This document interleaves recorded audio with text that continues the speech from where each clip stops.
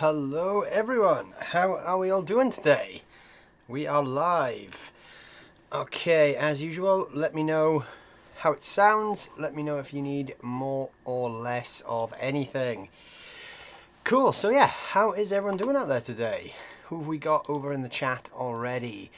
So Peter Grant is here again. Nice and early there, Peter. Even all, hope you're well. I am well, thank you, Peter. How are you? Quicksilver is watching from the shower this week. And LT Custom Guitars is here as well. Hey Lewis, how's it going? Currently wiring a custom SG build. That SG that you're building looks absolutely awesome. I love the nebula sort of color changing finish. That's really cool. How is the last minute wiring going on that thing? Because I know you said it was a bit of a tricky challenge. Amped Wheels is here as well. Hey, how's it going? More money, less bills. That's what I need. That's what we all need at the moment. We can all do with more money and less bills, couldn't we? So yeah, what's going on this week, guys? How has everyone been? What's everyone been up to? Anyone got anything cool to share this week? Good evening from Vienna. Hey Metataro, how's it going? So I posted up on Instagram to see what people wanted to talk about this week, and this came up. Now, you may have seen this in a few videos. I've had this for nearly a year so far. But for some reason, and I'm not really sure why, I haven't actually made a video talking about it.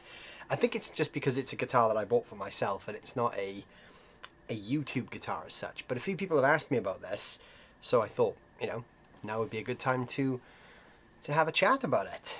And I've had a few questions on rhythm as well and some different songs with strumming patterns, so we'll have our little, you know, our usual weekly guitar lesson as well.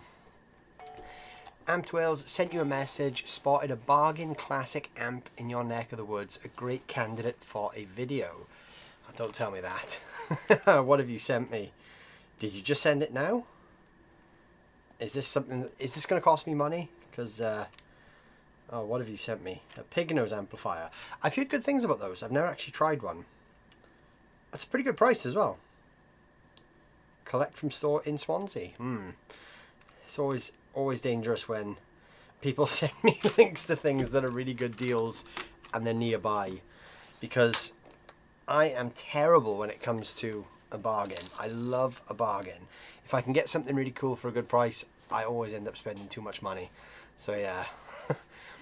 Touch and go for a gig tomorrow, not quite the same rush as before the Birmingham show though. Yeah, that was a mad rush to get everything ready for that show. I know obviously how much extra time you had to put in to get the guitars ready for that, but that was a really cool event. Anyone who is watching that attended the Birmingham guitar show might have popped by the LT Custom Guitars booth and tried some of his new guitars. He's just launched a new Telecaster range, which is insanely cool, and there's going to be some videos on that very, very soon, because I've been part of the build process with that, so keep a watch out because there's going to be some really fun videos coming up on that. The Burn show? Or Brum. So what he means by that is Brum is a short way of basically saying Birmingham. So the city Birmingham in England, a lot of people just refer to it as Brum. And people from Birmingham are often referred to as Brummies. I'm not sure where the sort of the shorthand version of that came from, but yeah, that's what that means. I've recently purchased a PRS Starler. So if you know anyone who'd like to buy a G&L ASAP Tribute in immaculate condition, it's theirs for $250. That's a really good price, Peter. So yeah, anyone in the UK who's looking for a G&L, get in touch with Peter, because he's selling a G&L ASAP Tribute. What color is it? Because I've seen a couple of, the ASAT. I just saw your second message then.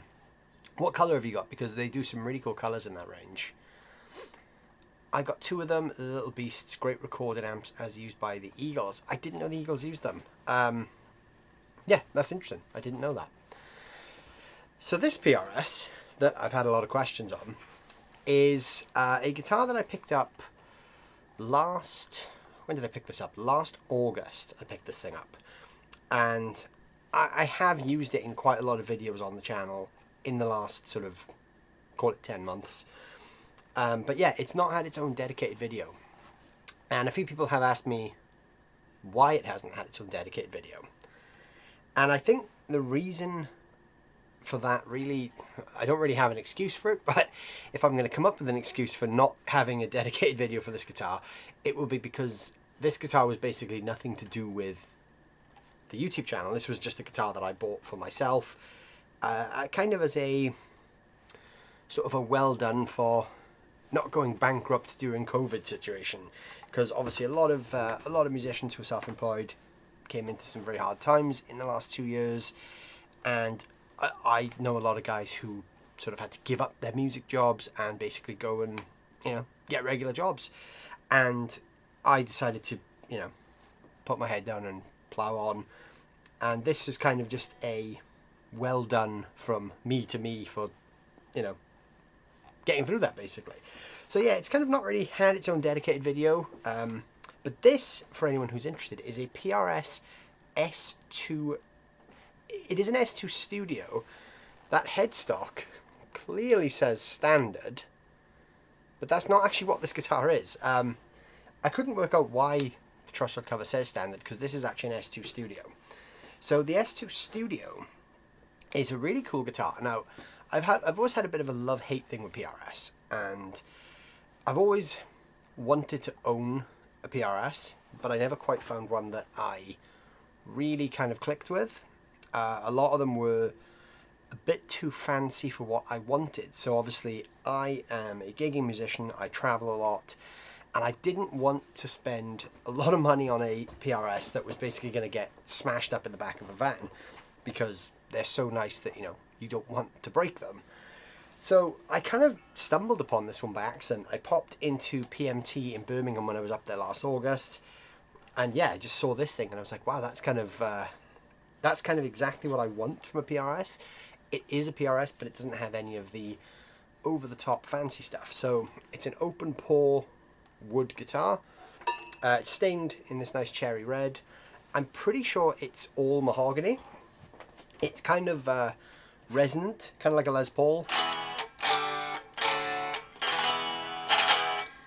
But it's got the versatility of having 2 single coils and a humbucker as well.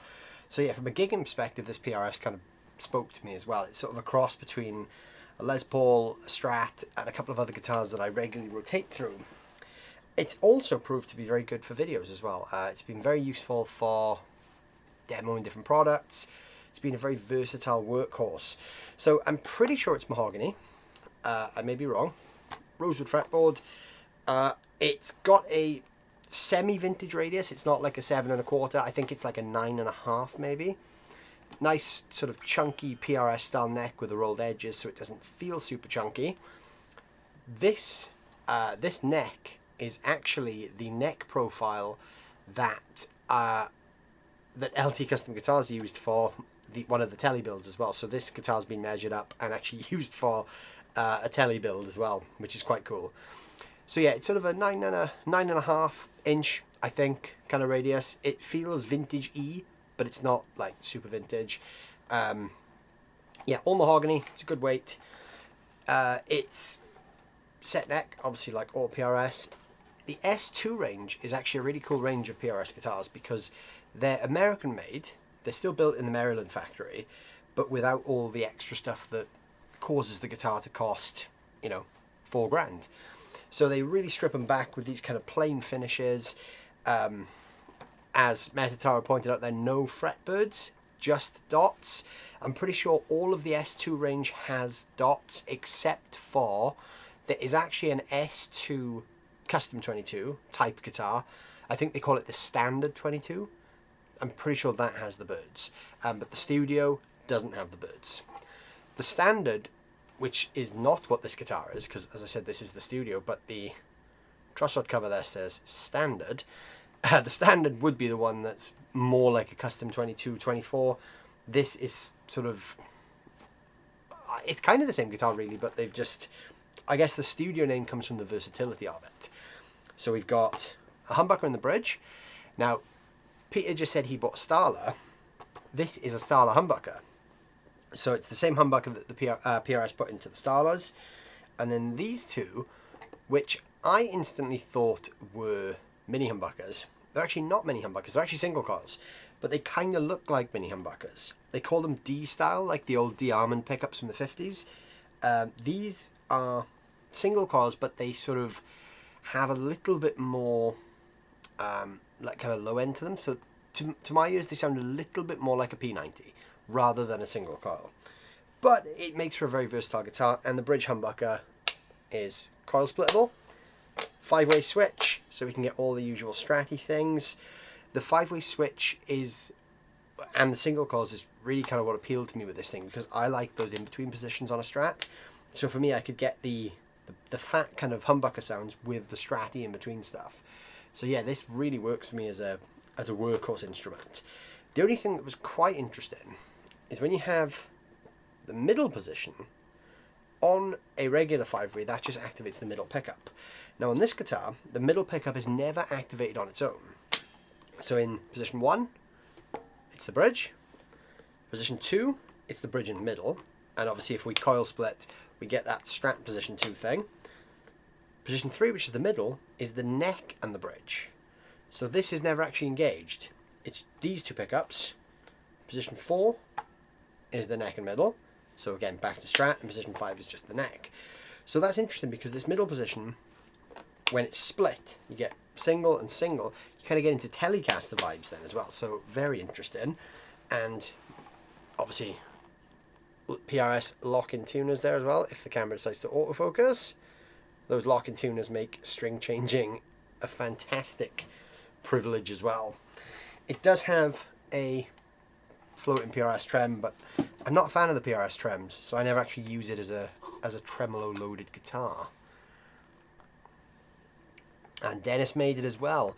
Looks like a metal guitar. It's actually not very metal at all. These pickups are very vintage voiced. This is I use this a lot for a lot of gigs that I do in like weddings and sort of corporate gigs, because it's just really great. It's got a nice rounded, clean sound.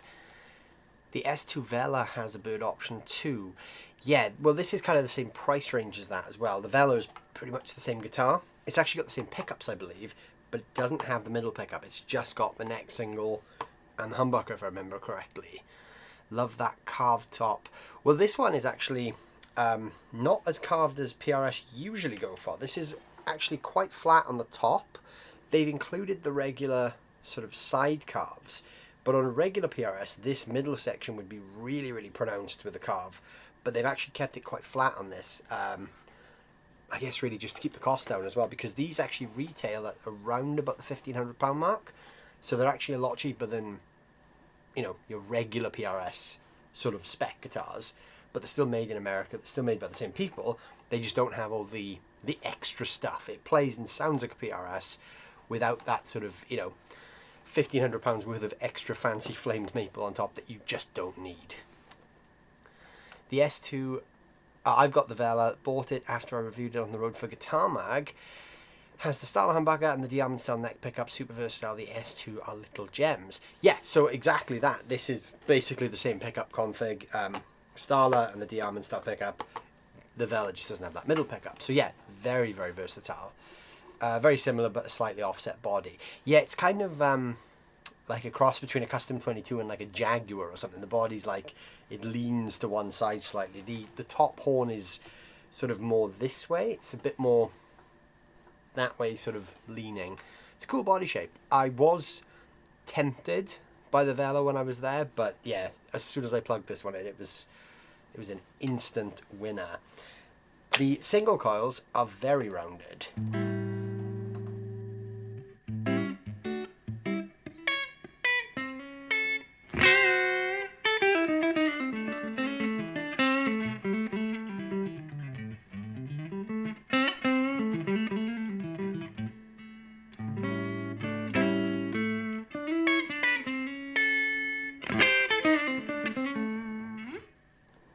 It's not as snappy as a Strat in those in-between positions. So like position 4, can't quite see the bottom of the guitar there on the screen. It can do a good approximation of a Strat, but it's not super Stratty.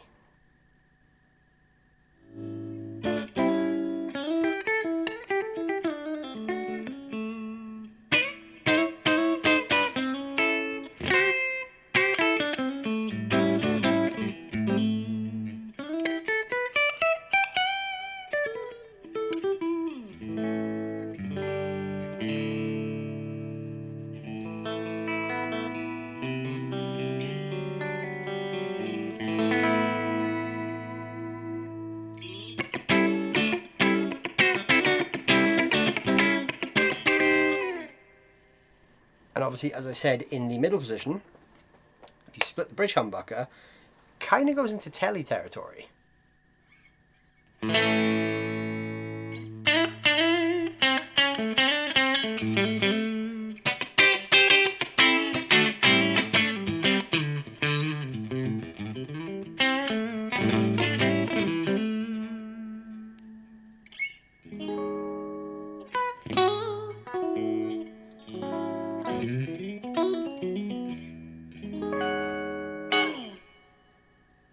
And that was a little bit of position 2 there as well to finish.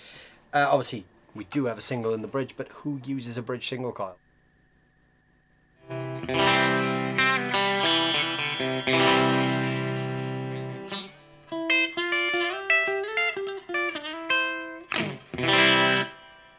It's actually not as bright as like a Strat bridge single, which is quite nice.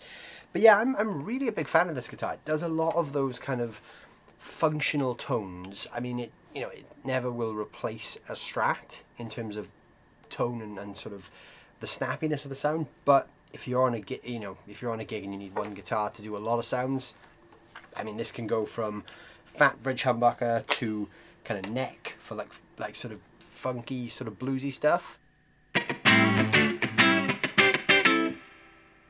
And then it can do the other sort of, position 2. We can do that kind of slightly phasey, quacky funk thing.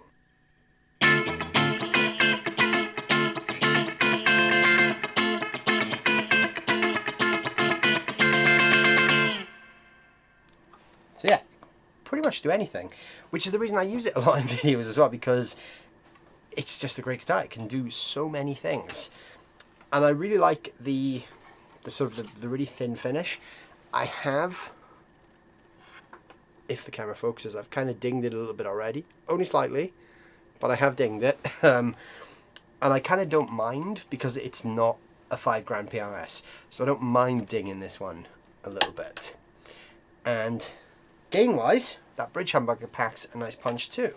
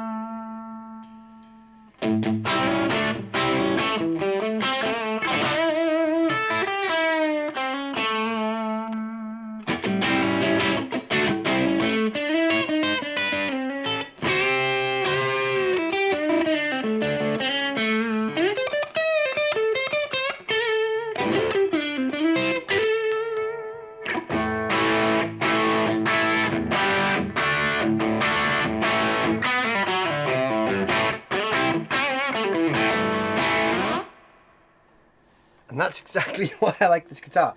Again, it's not too bright. It's actually quite a dark sounding guitar.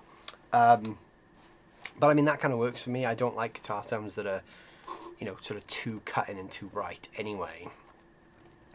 Krenar is here as well. Hey Krenar, how's it going? Good to see you. I really like that S2 McCarthy 594. I don't think I've seen that one yet. I'm going to Google that because that sounds like a really good guitar. S2 McCarthy 594. Let's see what that looks like. I just think the S2 range is really cool because it's, I mean, it's not super expensive. It's a really kind of affordable PRS range. You can get them for, like I said, sort of less than £1,500, less than £2 grand, which for a PRS is amazing. So, I mean, that's quite an expensive one. That's slightly on the higher end there of that price range. The S2 studio stuff was a little bit lower, but that's a really great price though. I mean, it's a plain top PRS. It's nothing too fancy, but it's everything you need from a PRS. Yeah, that's great. That looks really cool. And it's still less than £2 grand, which you can't really complain about. They're great priced. I think for a guitar that's still made by the PRS guys in the States for that kind of price is fantastic. My Vela has a huge chip where it fell out of the gig bag. Oh, no way. How big are we talking, and where on the guitar is the chip? There's nothing worse than when a guitar gets chipped and it's not in your control. Not so bad when, you know, when you're gigging it and you're the one who bashes it up and beats it up. That's kind of okay, I think. But yeah, when it's out of your control, that's the worst, I think. I've had guitars, you know, I've dropped something, for instance, and it's hit a guitar, and then that's caused the chip. That's the worst, because that's always a really devastating chip, because you didn't mean to do that, and there's no cool story to it either. So yeah, I feel your pain there big time. I see what you mean, a great blues tone, very, very versatile. Yeah, it is, Dennis. It's just, that's why I like it. I'm always kind of looking for guitars that are just, you know, guitars that I can just kind of take to a gig and I don't have to worry too much about changing guitar every 3 songs or whatever. It's quite nice to just be able to take a guitar and kind of sit with it the whole night and get all that mileage from one thing. And that's exactly why this thing really spoke to me. It can do, like, you know, higher gain. I'm actually using the Red 7 Alchemy Overdrive, which I've been using for the last couple of weeks actually on the stream. And I posted a new video about that the other day. So if you haven't checked that out, that's a really cool drive pedal. Let me just get a bit of gain going here. It can do it really well. So something like...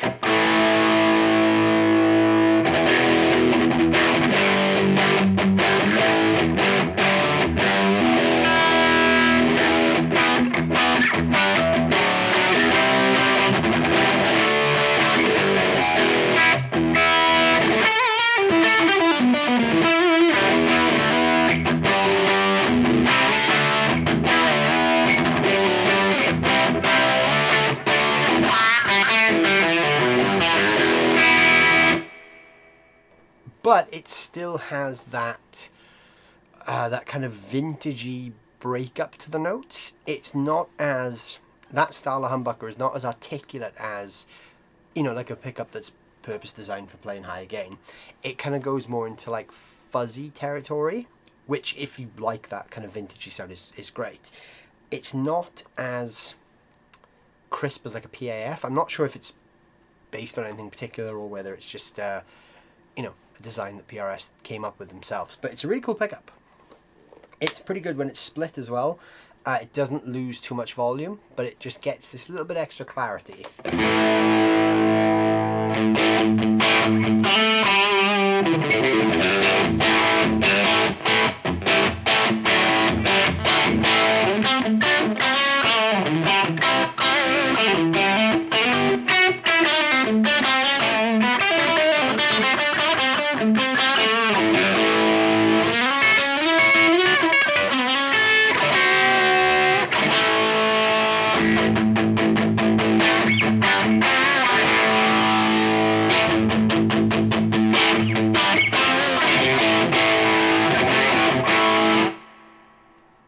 So yeah, that's the bridge humbucker on it. It's great. It's really fat sounding. You know, I don't play a lot of high gain stuff anyway, so I don't know how it would hold up to if you were playing like down-tuned metal on this thing. But if you're playing rock, you can get that big kind of ringing chord sound. You could always turn up the treble if you need to as well, so I'll just max the tone on the pedal.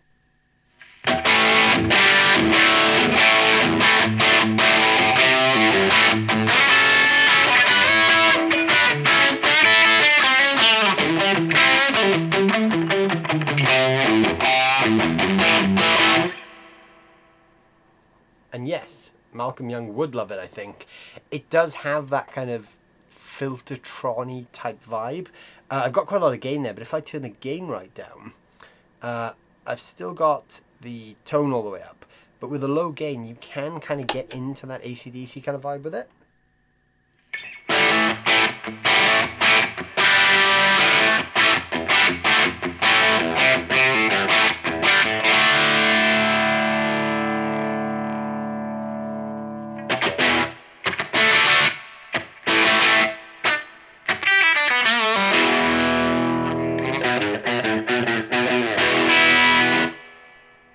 So yeah, it can kind of do the Filtertron thing, which is a nice touch, I think.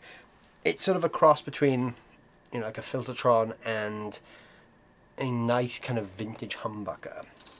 I like Filtertrons as well. I think a Filtertron is a vastly underrated pickup that not enough players talk about or play, and I'm guilty of that too. I don't play enough Filtertron pickups because they are really good. Fairly big near the input jack. A bandmate picked up the gig bag and it wasn't zipped up. My heart sank.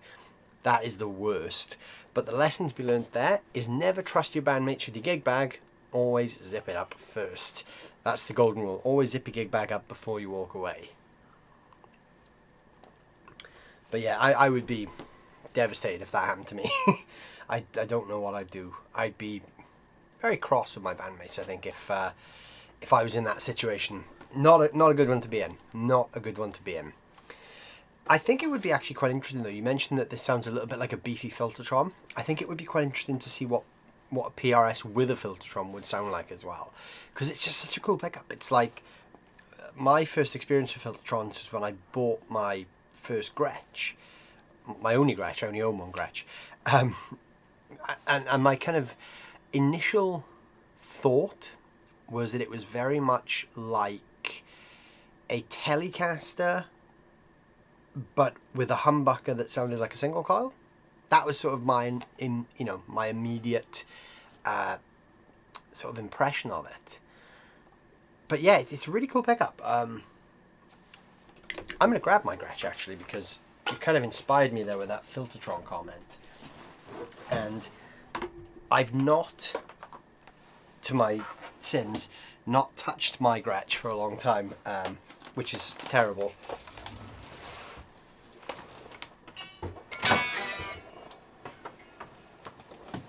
So the strings on this are dead. This needs new strings. And this is a guitar actually that hasn't been on.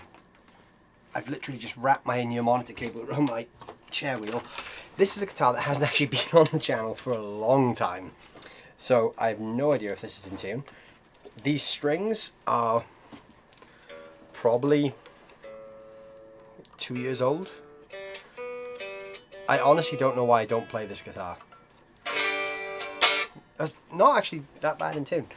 This was the first experience I ever had with the Gretsch. This is a Gretsch Electromatic. I can't remember the model number. Gretsch always have crazy model numbers, like a G5439 T, I think. It's a crazy model number. It's got a T on the end because it's got a Bigsby, and the one without the Bigsby is just like the G5439 or something. And I've got the T version. I didn't even want the Bigsby for functional use. I just wanted it because I like the look of it. But yeah, this was my first impression of a Filtertron, or my first experience with a Filtertron.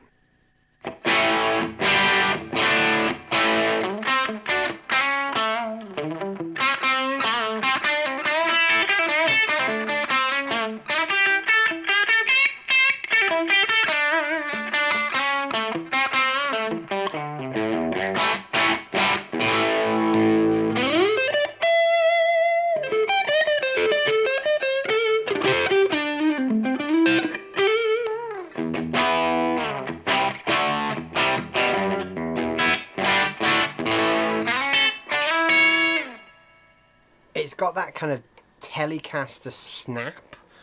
I think I knocked it out of tune slightly there. It's got that Telecaster snap, but obviously with the sort of additional like noise reduction of a humbucker. It's a really fascinating pickup sound. The model number should be on the back of the headstock. It's not. It's just the serial number on the back of the headstock. This is actually a discontinued model now, but I'm pretty sure it's like the 543. I'm pretty sure it's 5439. I'm pretty sure that was the model number. I may be wrong, but yeah, I've had this for like 6 years, and yeah, it's always been a really dependable guitar. I just don't play it much anymore for some reason, which is really annoying because every time I pick it up, I remember that I really like it.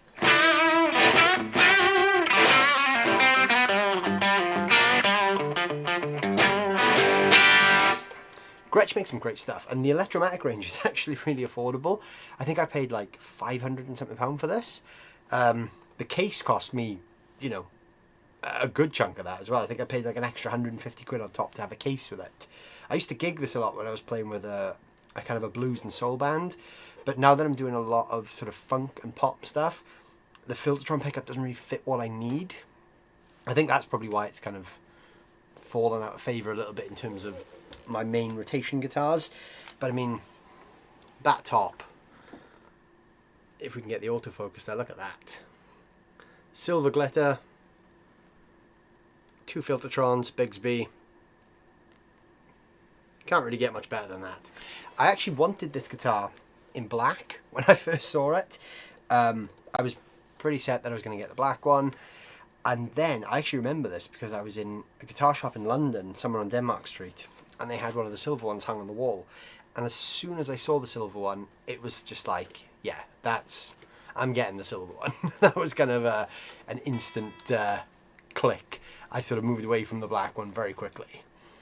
That's exactly why I bought my first Bigsby. Liked the look, couldn't use it to save my life. I mean, Bigsby's are great if you just like a bit of subtle vibrato, but they're a nightmare to set up. And if any aspect of the chain is not perfect, the Bigsby will just go out of tune. You've got to get the right sort of tension balance with the spring. You can change the spring if that's wrong, if the bridge is slightly wrong, if the nut isn't cut perfectly, if the string windings aren't perfect. There's so many things that can go wrong with a Bigsby. So yeah, that's kind of why I always avoided using it. As much as I love the look of it, I just, occasionally I'll, you know, hit a chord and give the bar a nudge. But usually when I gig with it, I just put the bar down like that and just kind of leave it out of the way. I also like the, you can't see it there, the volume knob being on the bottom horn as well. Really useful when you stood up because it's sort of directly in your line of, your sort of strumming line, so it's really easy to mute the guitar. Interesting, there was a black top Filtertrons based on the 70s era Billy Duffy. Well, Billy Duffy was one of the big reasons that I wanted a Bigsby guitar. As the conversation we had when we spoke to Billy many years ago. It's just that whole kind of early cult thing. That's just the sound of the Filtertron.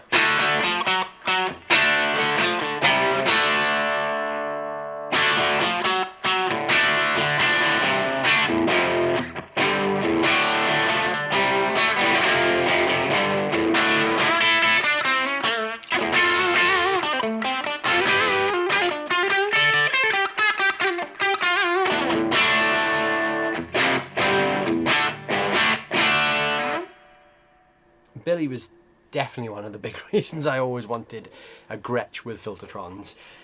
I never liked the White Falcon. As nice as the White Falcon looks on other people, to me it's always just too big for what I would want to play. I don't like the huge fat bodies on them. And this was kind of the next best thing because it's a single cut, but it's not the White Falcon. It's a silver something. They're a nightmare to restring as well. Yes, they are. They're very much a nightmare to restring. You can get these really cool things now called Vibramate Bigsby plates, which kind of clips over here and you clip the strings in on top. I keep meaning to buy one, but they're like 50 quid. And it's just one of those things you think, do I really want to spend the money on it?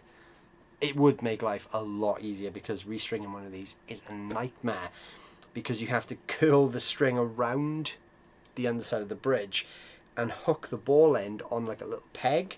Anyone who's owned a Bigsby guitar will know how annoying it is to restring them. And obviously the big thing then is if you get any step of that wrong, like I said, it goes out of tune. The first time I went with this guitar, I played it live, I took the Bigsby too far and I started kind of, you know, acting as if it was a Floyd Rose or something. And I found out pretty quickly that it doesn't like that, especially when you go and try and pull the bar up. I'm quite surprised I didn't snap it off when I did that.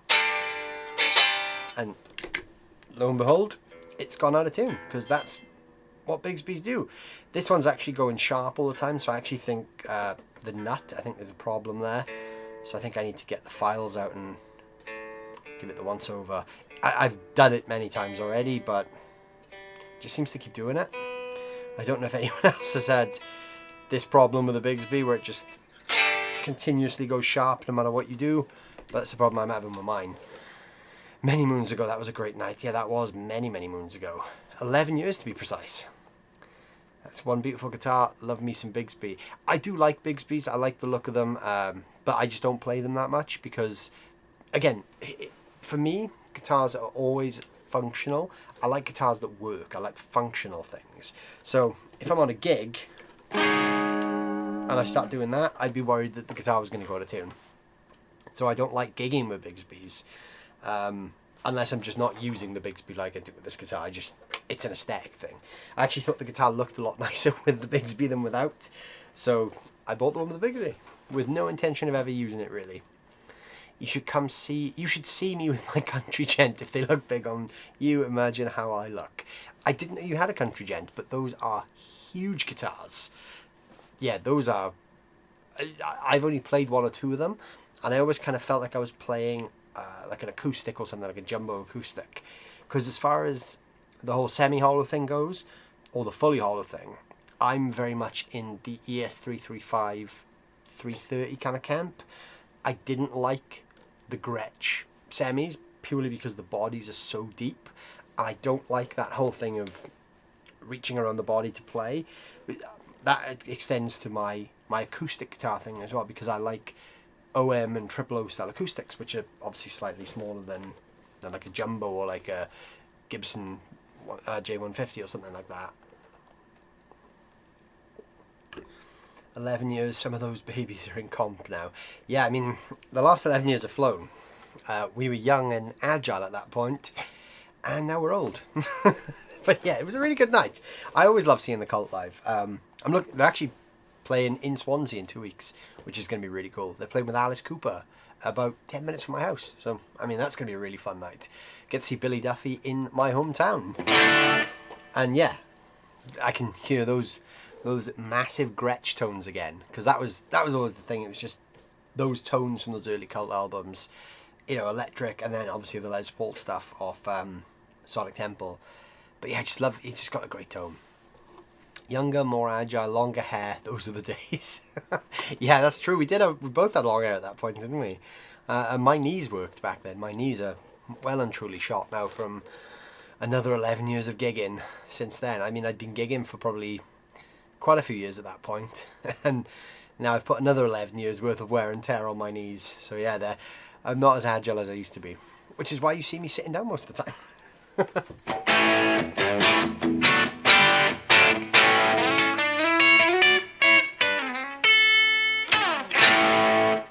I always forget how versatile this thing is as well. This can actually handle drive pretty well.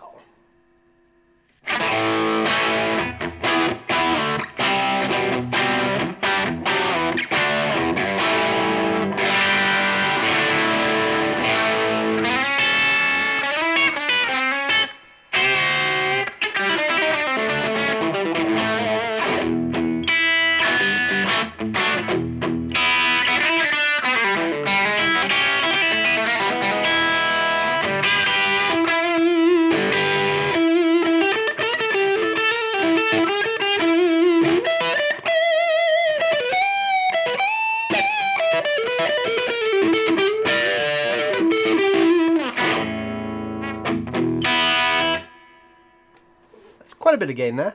They can hold their own. I think obviously the AC/DC thing kind of attests to that as well. You can get those big AC/DC rock sounds out of a set of Filtertrons. Very, very underrated pickups. I really wish more people would experiment with the Filtertron thing. The sound always reminds me of a video I actually did not that long ago, where I did 2 videos with the guys at Gretsch. One was for sort of the anniversary of Malcolm Young's passing. We did a video in conjunction with J-Rocket Audio, looking at, you know, how to kind of dial in the Malcolm Young tone, and a Gretsch was a big part of that. And I mentioned that in the video. You can do it with humbuckers, but these things are the key.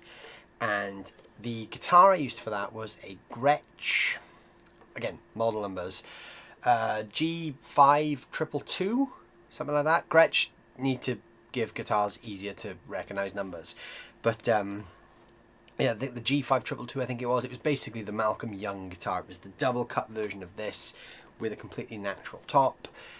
Great guitar.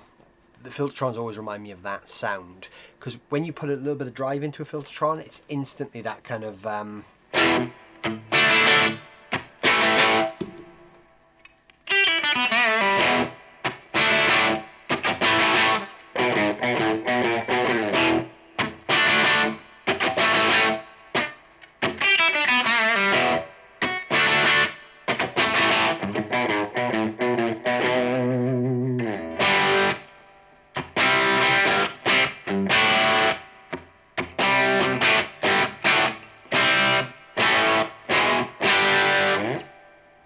can't remember that song.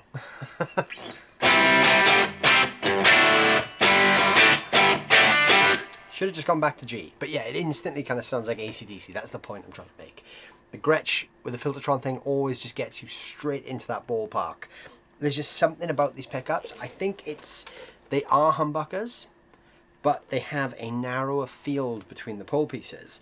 So obviously a humbucker is a bigger pickup, so it covers a wider area of the string.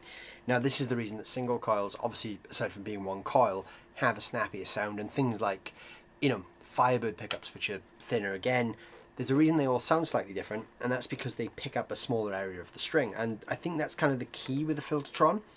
They pick up a really narrow area of the string, but they buck the hum. So you get that clarity.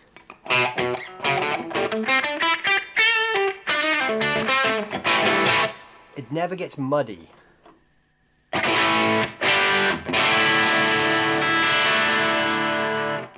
There's a lot of note separation in a Filtertron, but it still acts like a humbucker, which is really cool.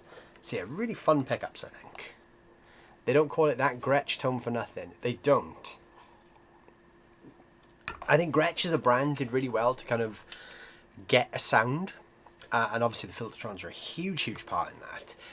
But it's really interesting that the Gretsch tone is not as kind of revered as like a Strat, for instance, because it's every bit as good as a Tele or a Les Paul or a Strat. To my ears, the Filtertron kind of functions a little bit more like a proper PAF. Like if you hear like a real PAF style pickup, they're very bright. They're not as like sort of low end heavy as people always think a humbucker is. A real PAF pickup actually should sound a little bit more like a Telecaster pickup, but obviously without the hum. So it's not a single coil, it's a humbucker, but it's designed to still have the clarity. I kind of think single coils get you in that ballpark. Oh, I said single coils, I meant Filtertrons. If you play like classic, you know, what are we talking, PAF players like Jimmy Page, for instance.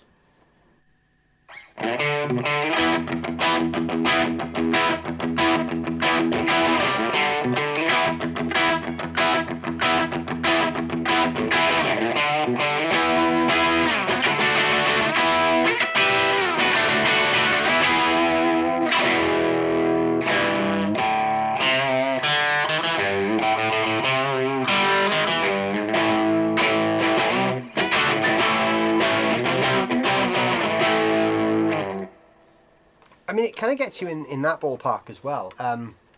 Any of those classic PAF style tones, I think a Filtertron can do so well. But then you've got that additional kind of sparkle. So if you're playing clean stuff, they work great for that too.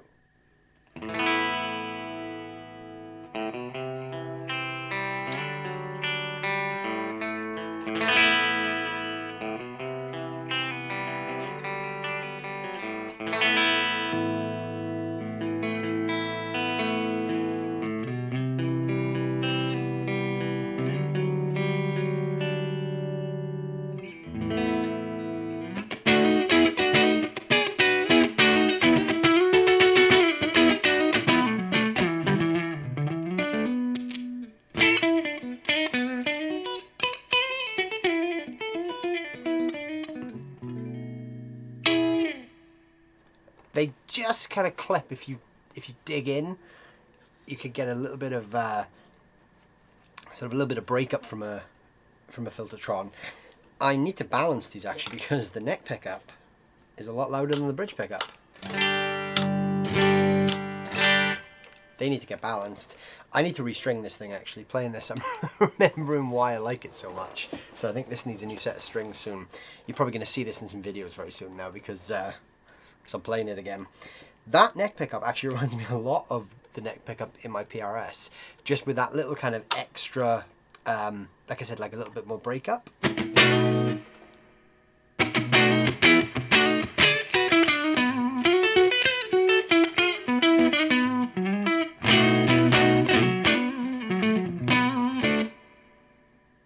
Yeah, what a fun pickup sound. Really great for like bluesy tones. And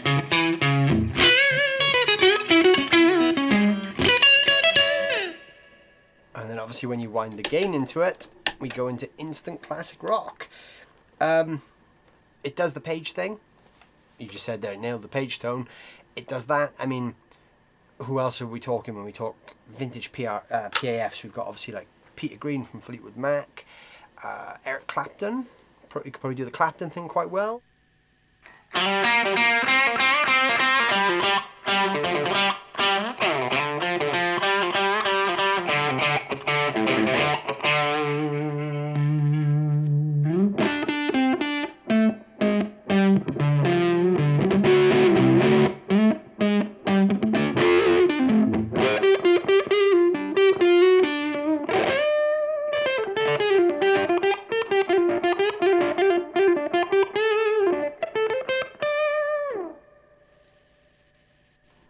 Does that pretty well. It does kind of nail the PAF thing. We can test that theory because I have a guitar here, which I'm not going to put this on the floor. I'm going to put it on a stand. I have a guitar here which is actually a Les Paul style guitar with PAF style pickups. So we can kind of test that theory. And that is this thing, my Stanford Crossroads Marquee. This is, I mean, obviously it looks like a Les Paul, but it's a bit different to a Les Paul because it's flat top and it's hollow. So it sort of functions like a Les Paul 335 Cross, but these pickups are, I'm told, basically PAFs. I don't know much about them, but apparently they're made by people who make other pickups for big companies. So if that's correct, these should sound pretty good.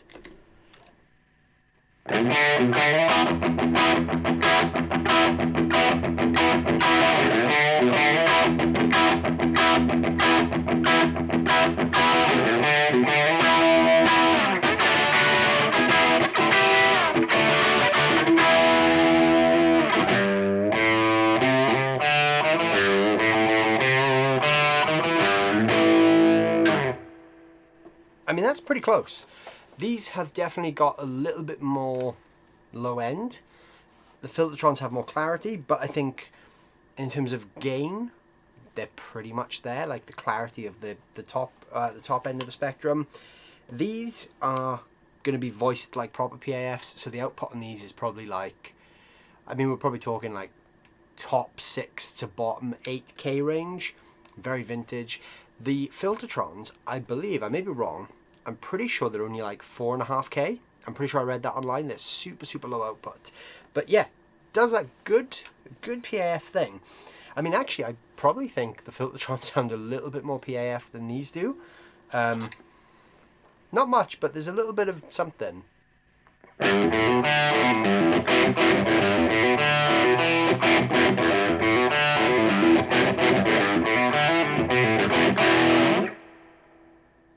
So that's the PAFs.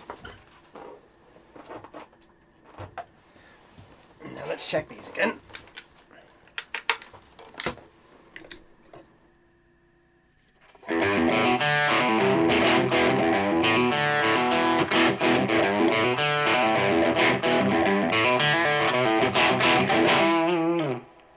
I mean, there's not much in that. That's pretty close. These are, like I said, a little bit crisper. There's a little bit more going on the top end, I think. But yeah, they're pretty much the same vibe. So if you're looking for the PAF sound, You don't have to get a PAF, you can get a Filtertron. They even do the P90 thing too. Mississippi Queen, yeah, you could do that.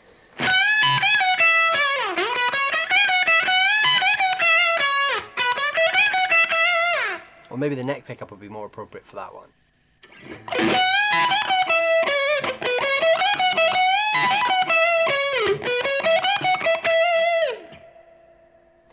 That's definitely in the P90 ballpark.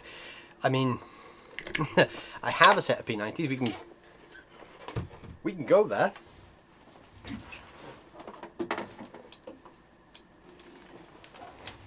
This is a very different guitar, but it has P90s nonetheless.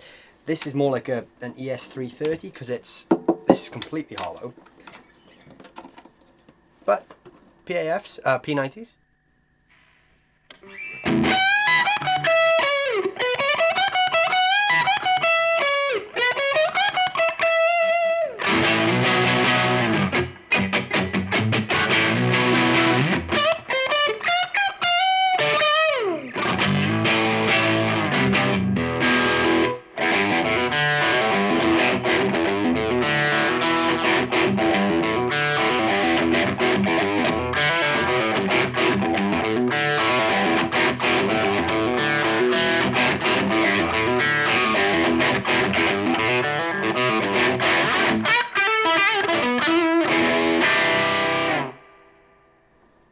So yeah, there's definitely a similarity between the Filtertrons and the P90s. The P90s have a little bit more kind of like a snarl to them, I think.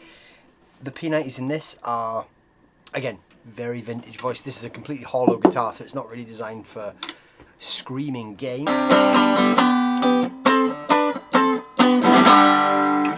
Completely hollow. Fantastic. I love this guitar.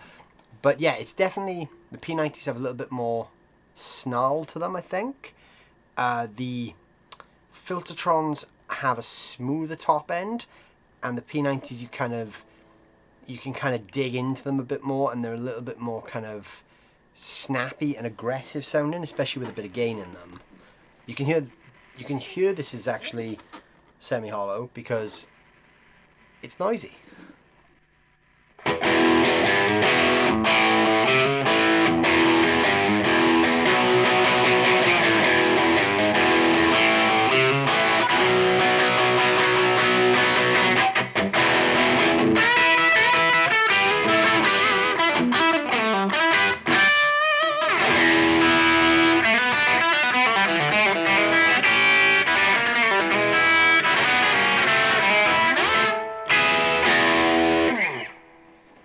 I love the sound of a P90 though. They're such fun pickups. That's definitely the most alive sounding guitar so far. That hollow body's giving it plenty of woodiness. Yeah, this guitar is really lively. Obviously it's quite hard to play because of the hollow body. So it's a challenge live. I have gigged with this guitar quite a few times actually. It's alright if I'm using a rig that's like direct to PA because there's nothing to kind of fight with on stage. But gigging this with an amp on stage is a real challenge because obviously it's completely hollow. So it's very much prone to feedback and interference because obviously P90s are single coils. It's basically an acoustic with pickups in it. So as soon as you start cranking the gain up, it doesn't really like that. But yeah, it's very, very lively, this guitar. It really kind of rings, and I think the P90s are, like I said, they're very snarly pickups, so you can kind of get that.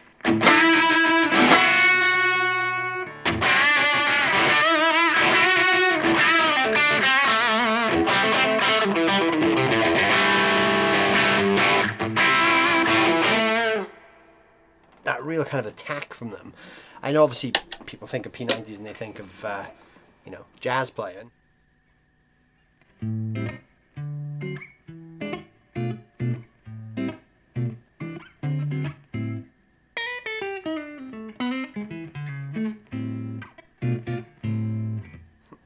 And it does that too, it does that really well. But this thing is just, yeah, when you crank the gain into a hollow body guitar with a set of P90s, then we're in business. it's really it's fun if you like players like Gary Clark Jr. Those kind of like, he's one of the sort of really cool modern blues players. His thing when he started out was an Epiphone Casino, which again, completely hollow, P90s. Early Guns N' Roses, Izzy Stradlin was using the Gibson ES125, which is sort of the single cut version of like a 330, which again, hollow. Izzy had one with humbuckers, I think, rather than P90s, but it's the same vibe. You know, you could play early Guns N' Roses on this thing and it would still sound right.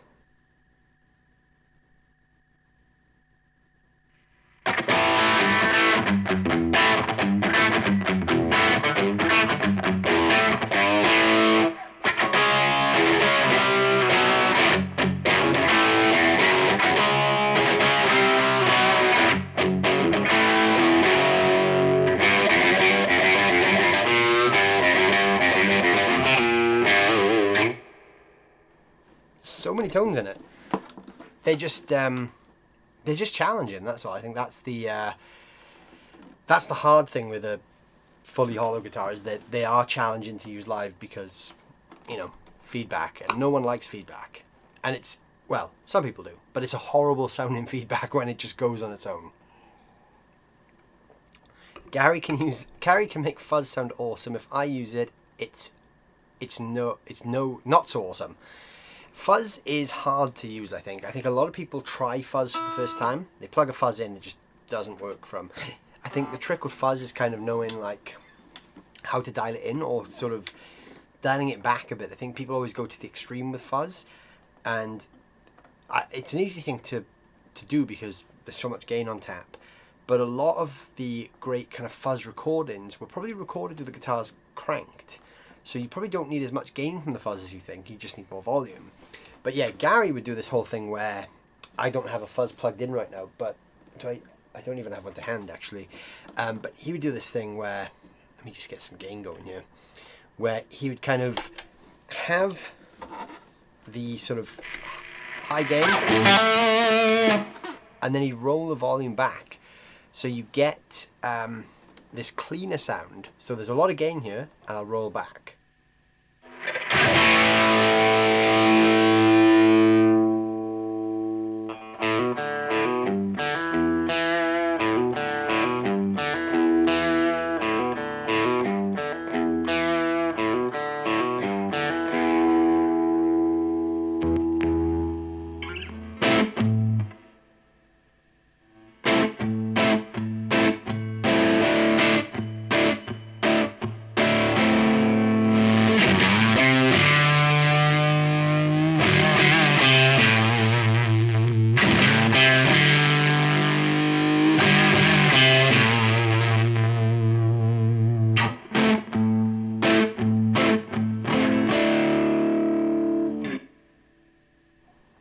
And that's just with an overdrive pedal. You can hear how P90s do actually kind of fuzz out when you do push them really hard. That was just with the Red 7 overdrive as well, and just really kind of pushing the guitar. But you can see how dynamic the volume controls are, and that's sort of the Gary Clark Jr. thing. It's the fuzz with the dynamic of pulling the guitar back a little bit. So you use the fuzz for the heavy lifting, but then you let the guitar kind of take away from that. So lower the volume, kind of play dynamically, and then that's the Gary thing. Bright lights, yeah, that's exactly what I was playing. What make and model is the hollow body? This is a Stanford Guitars Crossroad 30, Thinline 30. Stanford are a sort of sister company to Maybach guitars, who are made in the Czech Republic. These Stanford ones are actually Chinese made. They're very high-end made in China guitars. They sort of retail around about the £1,000 mark. They're made by the same people who make B&G guitars, so the same factory that makes B&G. These are fantastic. This is the same as the Les Paul I was just playing, and this is also one of their guitars. That's a center block 335 style. But this one, this is just one of those guitars that is just something special about.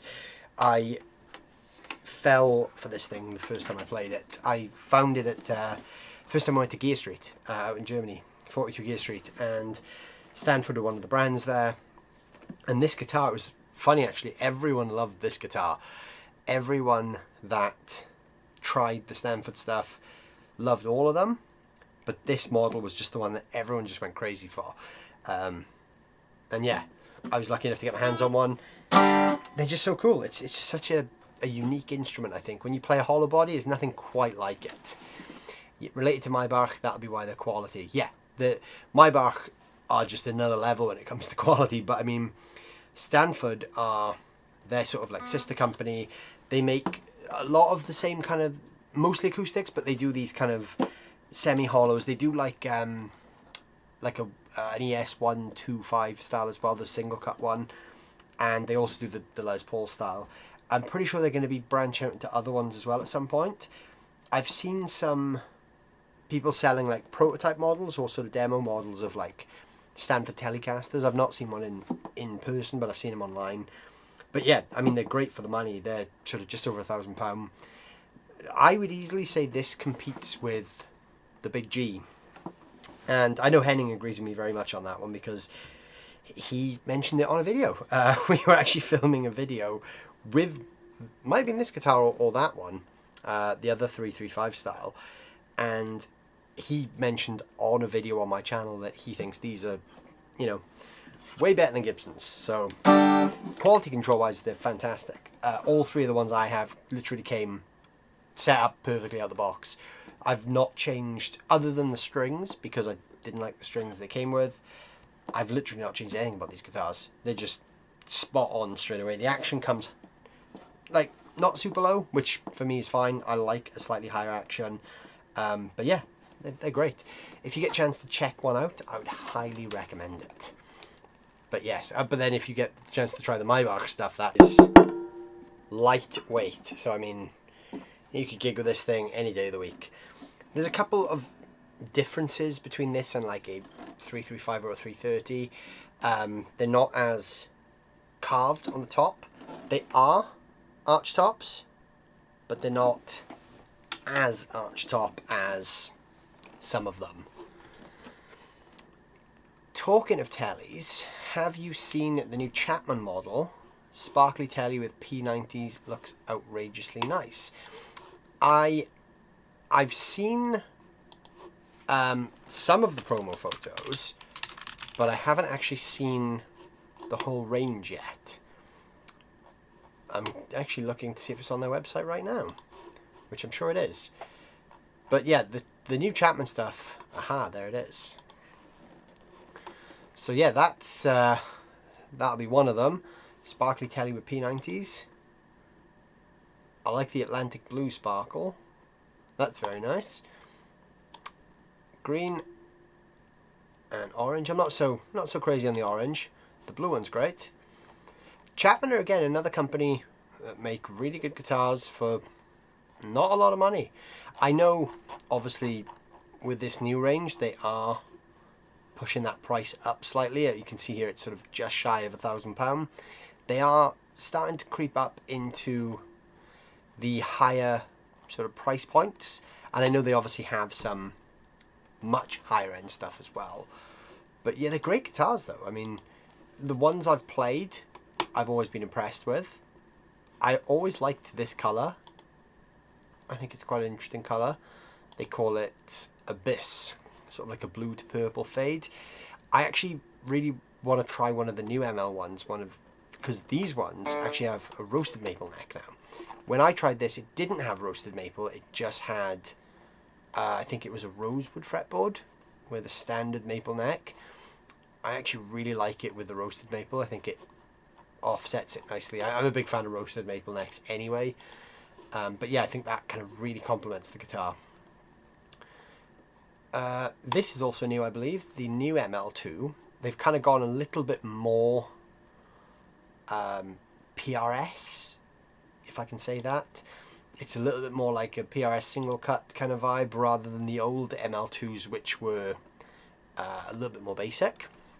So that's quite interesting. I think the top, you can see there is, it's quite a prominent arch on that, which is nice. It's a nice touch. Oh, and they've changed the headstock shape as well. Okay. That's a bit of a different shape. That's a very nice guitar. That's a nice colour. It's sort of like a PRS Tremonti, it kind of reminds me of. I like that. I've looked at that one. Which other ones are new? They don't have a thing on their website that says what's new and what's not. These have come down in price. The ML3 Rabea models. I remember those being closer to like the £1,000 mark, but I guess they've got these Pro line ones now, which are, these are sort of the top of the Chapman world in terms of price. So I mean, sort of £1,800. You know you're going to get a good guitar for that price. I don't know if they're still Indonesian made. These are meant to be good. The ML3s, I've not played one, but I've heard very good things. But the ML1 I'm into. I like the ML1. I need to get a Chapman, actually. I don't have one yet. I would like one. Roasted maple feels extra silky to me. Maybe it's just mine, but it feels better. I kind of know what you mean. I do agree that the roasted maple necks kind of feel a little bit more luxurious. I think when you kind of play a roasted maple neck, it just feels like an extra kind of 10%. It's not night and day difference to a non-roasted maple neck, especially if you have a good maple neck. But there's just something about roasted maple that just kind of feels a little bit fancier to me. Maybe it's the fact that it's roasted. Maybe it's one of those things that, you know, we guitar players love to feel like we're getting more for our money. So maybe the roasted maple thing convinces us that we're getting a better deal. I don't know. What do you think? It's interesting though, but I do like roasted maple. First time I got a roasted maple guitar, or roasted maple neck on a guitar, I was instantly hooked, and then I kind of went into the spiral myself then as well. They've got one finish called Rainburst with a spalted maple top. Which model is that finish on? I don't think I saw that one. I'm guessing it's going to be one of these. Rainstorm, is that the one? Or Stormburst? Because we've got two different ones there that are both quite cool. I prefer Rainstorm, but that's pretty cool. Nice grain on that wood. I mean, I guess each one of these is going to be slightly different as well, because obviously it's a piece of wood. So, but that's a great colour. That's really cool. And that price, you know, £650. You can't really complain too much about that one. The Storm series. So I think they've done a bit of a theme here with those colours, because you can also get it in the baritones. These are cool. I like these. I've seen that colour before. That's an interesting colour. Kind of a natural to a purple burst. Red Sea, I've seen that. I'm not as big of a fan of that one. That's the one I like, the Abyss finish. I got a lot of time for that. I really want that one. Yeah, Chapman are cool. They make some really good stuff. I've never spent any extended period of time with a Chapman though, unfortunately. I would like to. A couple of friends have Chapmans, so I've kind of played them in passing a lot, but I've never had, like, you know, a day with one, for instance. It's usually like 10 minutes, try this, what do you think of it? But I do like them, and I would like to spend a bit more time with one at some point. It's the smell. They smell of maple syrup. A few people have said that. I've never got that myself, but I have heard from a few people that there's a particular smell. But my sense of smell is absolutely rubbish, so maybe I've just not noticed it. That's the one, Rainstorm. That finish is beautiful. Yeah, that's a great finish. Kiesel does a Dragon Burst that's close to that. I'm really intrigued by Kiesel guitars, because again, I've never played a Kiesel, but they have that new builder on their website where you can spec up your own guitar. I don't know if you've seen that, but on the Kiesel website you can spec up your own Kiesel custom model and order it basically. And some of the ones that I've kind of plugged in out of curiosity have actually come out pretty affordable, like £1,200–1,300 for a custom guitar.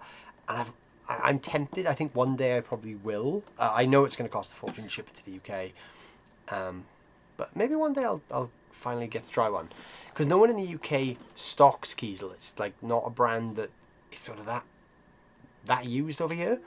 I know a lot of guys who live in the States, especially LA, that use Kiesels.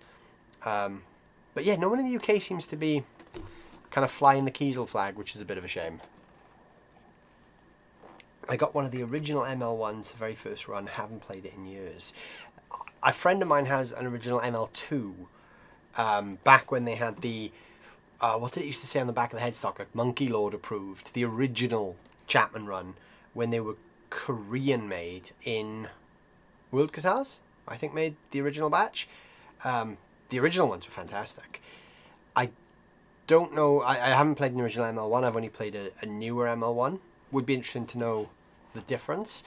Great guitars though, but I would like to, I'd love to know how many guitars you have in your collection now, because every time we talk about different guitars, you always seem to mention, I've got one of those. Your collection must be insane these days, because I remember you had a lot of guitars like 15 years ago when we met.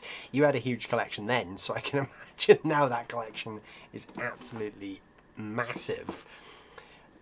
You also had the best, probably the best collection of Kiss guitars outside of Gene Simmons.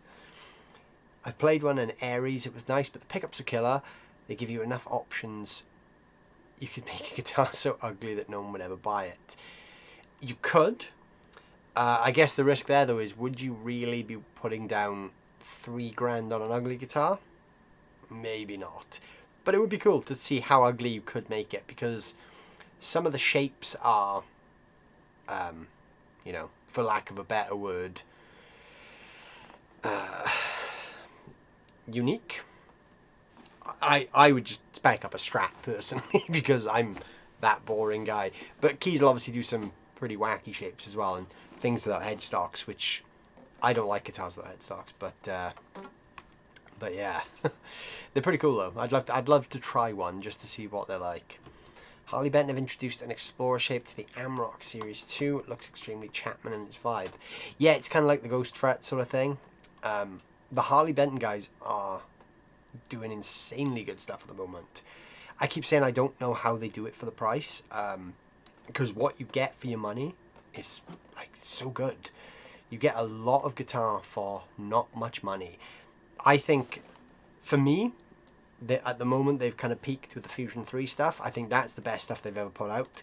So it would be really interesting to see where they go from here, because those Fusions are crazy good for the money. They're basically Charvels for £350. I mean, you could buy a Charvel, which one is it? The DK24. The Charvels, the new ones with the non-locking trems, they're like £850. The Fusion 3s are basically the same guitar for half the money. And I actually got to play a DK24 for the first time this week, and there's not a lot of difference. The Charvel's obviously a better guitar, because it's obviously, you know, it's a bigger company, it's a bigger brand, it's a Charvel, it's a really good guitar, but the Benton's not far behind. I wouldn't say, you know, the Charvel is twice the price of the Benton, but it's not twice the guitar. I'd say the Harley Benton is a good 75% of the way there to the DK24 in terms of playability. Sound-wise, the Charvel does pip it. The pickups on the Fusion are not the best. They're okay, they sound good, but when you put them up against higher end pickups, they lack, not that they sound bad, but they lack interest, or that kind of interesting character that just really good pickups have. They sound good, but they just lack that kind of special 5% on top. But yeah, the Amarok series, they've got a couple of those kind of headless guitars in that series as well. They're doing such great things. When I finish my house, the doors open. Come round. I will take you up on that. That sounds like a really good idea. I just want to see some of those Kiss guitars that you've been collecting for years as well, because I've never seen any of them in the flesh. You've always sent me pictures of them, but I've never actually seen them. So I do need to see some of those things for myself at some point. They're all individually made, no production runs from Kiesel. Yeah, they don't do any production stuff, which is quite cool. I think they're just totally custom shop now. I think they do make guitars that they just sell, but they don't sort of, they don't run off like, you know, 200 of the same guitar anymore, which is quite cool. Which is good, because actually, you know, if you get in a Kiesel, it's pretty unique. It's going to be pretty much, you know, your guitar. which is cool. Harley Benton stuff is great for guys who like tweaking guitars like me. It's really good for tweaking and sort of learning about setups and stuff. But with the newer stuff, the fusion stuff especially, they're actually just really good instruments. I've mentioned it a few times on the stream, but I'm going to grab it.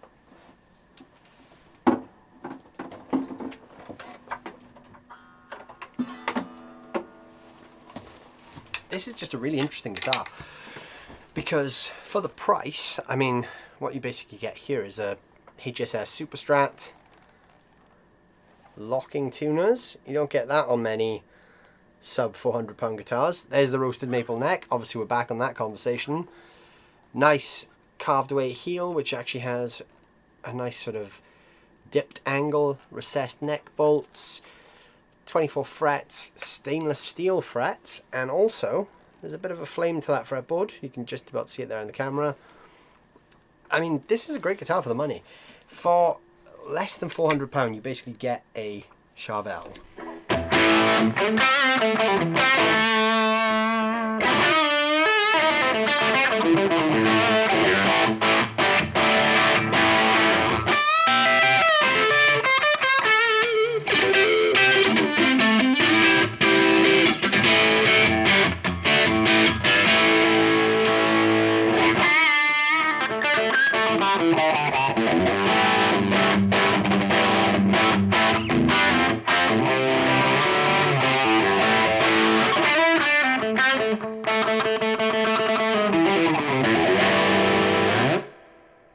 That's kind of where I think they lose a little bit of their character.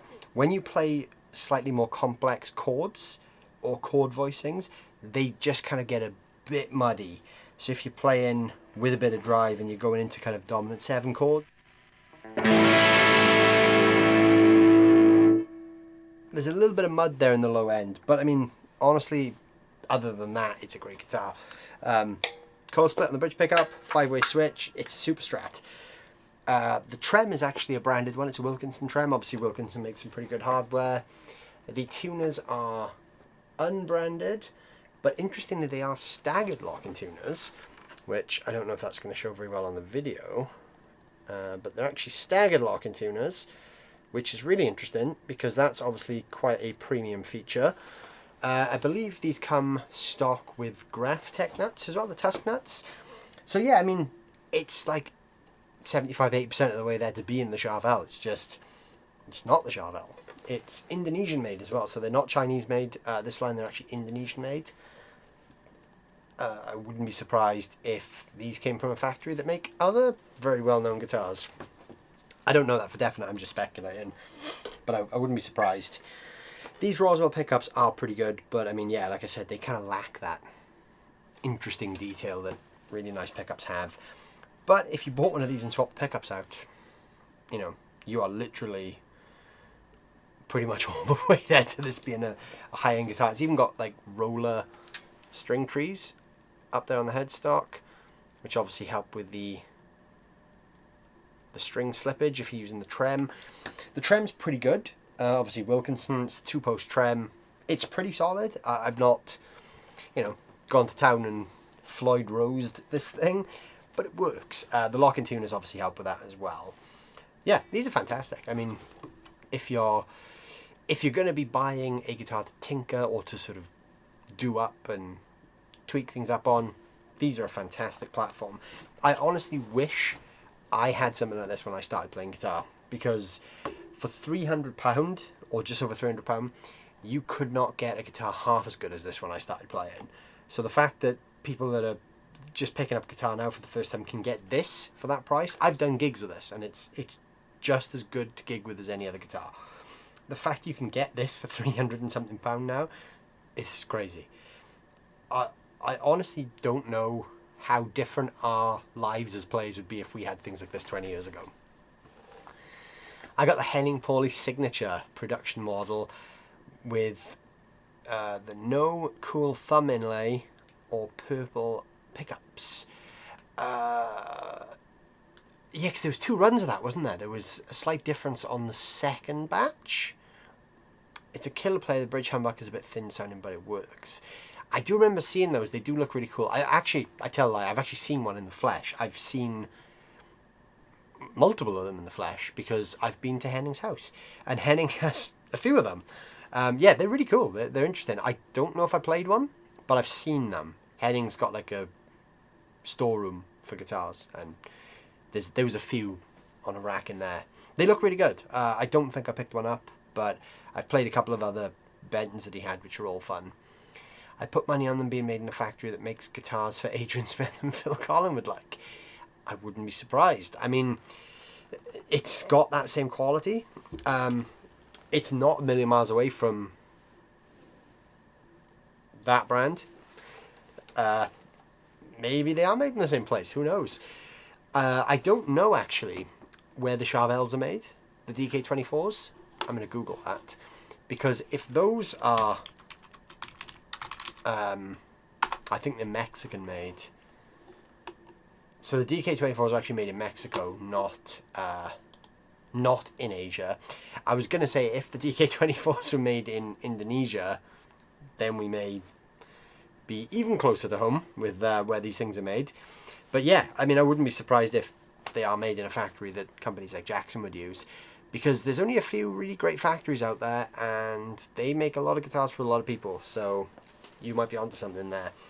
But yeah, I mean, spec-wise, you're not going to find many guitars that give you the options this thing gives you for the price you get it at. So yeah, anyone who's interested in tweaking guitars, these are a great place to go. It was my first P90. Oh, everyone's got to have a P90 at some point. I think everyone needs to experience the P90 at some stage, because P90s is just such a unique pickup. I think, again, like a Filtertron, they're not used enough. We always just go humbucker or single coil. And there's a really interesting place there for things like P90s as well, I think. They're such cool pickups, really unique, slightly different to, you know, a humbucker. It's a fat single coil. Yeah, everyone needs at least one. The Adrians were made, I think, Indonesia and China. I didn't know they'd moved the production to China. This one, I'm pretty sure this is Indonesian. It does say somewhere on the guitar. Crafted in Indonesia on the heel. So that's an Indonesian one. I didn't know they did them in China as well, but I knew they were Indonesian. In fact, the necks actually kind of feel the same width, and the fretboard edges are pretty similar. Not that that's always a telltale sign, but there's some similarities, other than the neck profile on that is completely different to this, but the edges and the width of it feel pretty similar. So yeah, maybe there is. Maybe there's a second line in that factory that's putting out some Charvel copies. This is, again, really versatile, because you've got those single coils, you can do the Strat thing.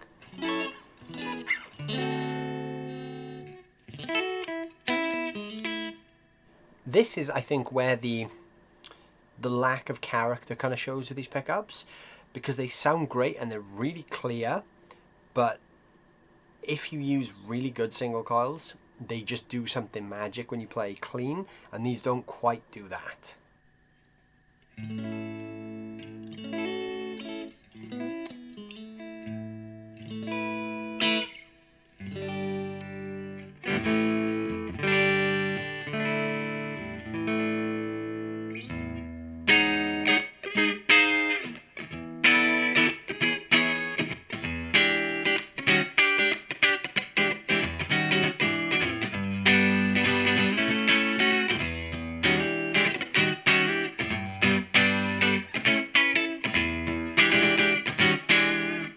Not that there's anything wrong with that sound, but it's just not special.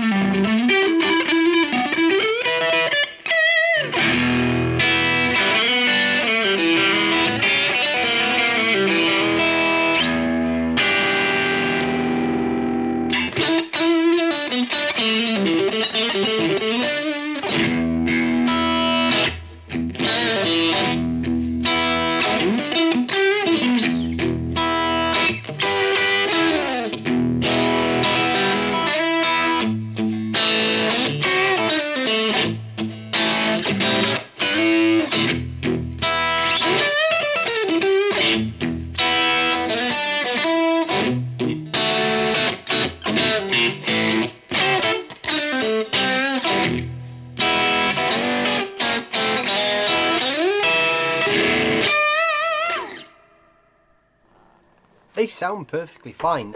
Yeah, like I said, they just kind of lack a bit of fun. I think great pickups for what they are, though. For the money, they're some of the best out there, I think. Really great. Indonesia and India. I didn't know they made in India at any point. That's really interesting. The originals were Indian and had problems with the truss rods. Interesting. Yeah, literally didn't know that. I've only ever heard of Indian guitars from those old Sun guitars, like the Sun Mustangs and those kind of things. I didn't know Jackson ever sort of went down the route of having a factory in India. So that's really cool. I would be quite interested in trying one, just to compare, really. But yeah, I'm gonna have to keep an eye out for one of those now. There's so many of these little rabbit holes you can go down with guitar. I think that, you know, where they're made, what factory they're made in, what day of the week they're made on. There's so many interesting things that we lose our minds over when we talk about guitars. But yeah, so yeah, I think we're sort of at the top of the stream. So again, thank you guys for hanging out again. It's been a fun one. It's roasting hot in the studio. It's really warm in Swansea for some reason tonight, and I mean for some reason, because it's never hot in Wales. We don't get warm weather in Wales, but yeah, so I'm going to go and try and decompress a bit now before this heat turns me into I don't know what. It's too warm. It's just, Swansea should not be warm. It's not a place of heat. So yeah, thank you guys as always for hanging out. I'll be back next Wednesday at the same time as always. Usual time, 8 PM UK time. As always, there's some links and whatnot. You can click down in the description there if you want to support the channel.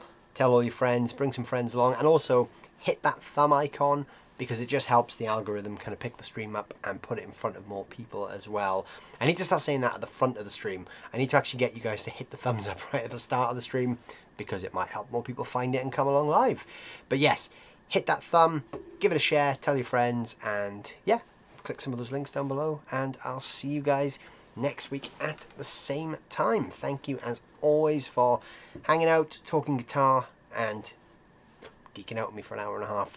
Next week we'll be back, and I don't know what we're going to talk about yet, so I'll put out some feelers on socials and see what you guys want to chat about. Hopefully I've got something new to show you by next week as well. We will see. But there's going to be some cool new stuff coming up very soon, so yeah, watch this space, and I'll see you guys very soon. Thanks for watching as always.